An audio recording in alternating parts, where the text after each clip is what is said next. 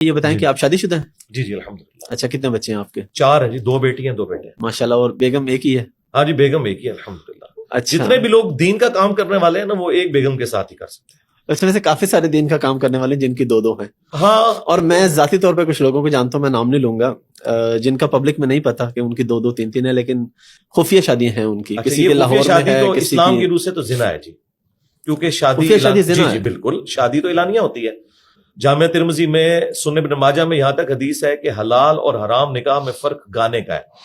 گانے کے ذریعے اناؤنسمنٹ، یعنی اب ایک اناؤنسمنٹ ہوئی نہیں ہے تو وہ چھپی دوستی تو اسلام میں حرام ہے. آپ سورۃ النساء پڑھ لیں. نہیں، اگر نکاح کیا ہوا ہے پھر بھی حرام ہے جی، چھپی دوستی ہے. میں اچھا میں تھوڑا میں آپ کو بتاتا ہوں اس کی لاجک کیا ہے. ایک منٹ میں سوال اپنا ذرا پورا کر لوں کہ میں کئی ایسے لوگوں کو جانتا ہوں جنہوں نے پراپر نکاح کیا گواہان کی موجودگی میں، لیکن رجسٹرڈ نہیں کروایا ہوا، ڈاکومنٹیشن کوئی نہیں. وہ کہتا ہے بھائی جی زنا ہے. اس کی وجہ یہ ہے یہی تو ان کی چوری ہے.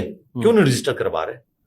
اور اس کا اینڈ رزلٹ یہ ہوگا کہ آج اگر ان کی ڈیتھ ہو جاتی ہے تو وہ جو بیوی جو چھپ کے انہوں نے کی ہے وہ وراثت میں حصہ لے گی؟ وہ تو قانونی طور پہ نہیں لے سکتی. تو قرآن نے تو وراثت کے احکامات بتائے ہیں، انہیں حدود اللہ بتایا ہے. تو ایسا شخص زندگی میں بھی حرام کر رہا ہے اور مرنے کے بعد بھی وہ قبر میں اللہ کے عذاب میں ہوگا کہ اس نے ایک ایسی بیوی چھوڑی ہے اور اس کے بچے کہ جو اس کی وراثت میں سے لے نہیں سکتے قانون. اس وجہ سے میرے بھائی یہ گواہ کیا ہے؟ یہ گواہ کیا ہے؟ ان کے مریدین ہوتے ہیں اپنے. یہ تو صرف ایک لیپا پوتی والا کام کر رہے ہیں. آپ دیکھیں اس کی قانونی حیثیت کوئی نہیں ہے نا.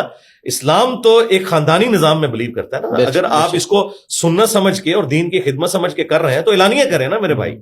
ہم نے تو دیکھا ہے کہ نبی صلی اللہ علیہ وآلہ وسلم نے بھی زندگی میں ایک ہی شادی کی ہے. یہ جو آپ کو بعد کی شادیاں نظر آتی ہیں نا وہ بالکل آپ کے آخری 8-9 سال کی ہے.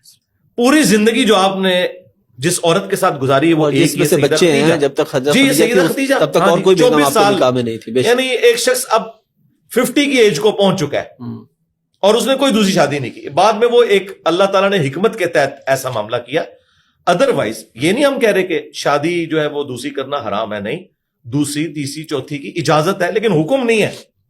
حکم یہ ہے کہ اگر انصاف نہ کر پاؤ تو ایک پر اکتفا کرو. یہ سورہ نساء کی واضح آیت ہے. تو انصاف یہ کرتے ہیں. سب سے بڑی بے انصافی تو یہ ہے کہ چھپا کے کی ہوئی ہے، اس کو اعلانیہ کیا ہوا ہے، اور ان کے جو ایسٹس ہیں وہ کس طرح ڈسٹریبیوٹ ہوں گے.